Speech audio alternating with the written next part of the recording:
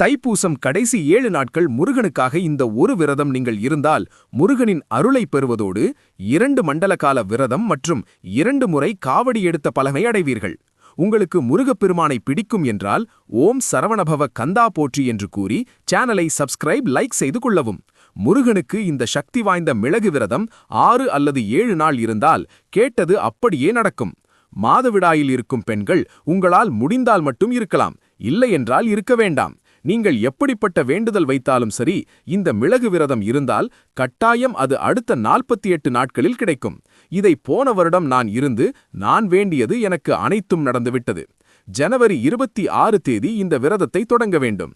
முதல் நாள் 1 மிளகு சாப்பிட வேண்டும், 2வது நாள் 2 மிளகு, 3வது நாள் 3 மிளகு என்று 6 அல்லது 7 நாள் இதை செய்ய வேண்டும்.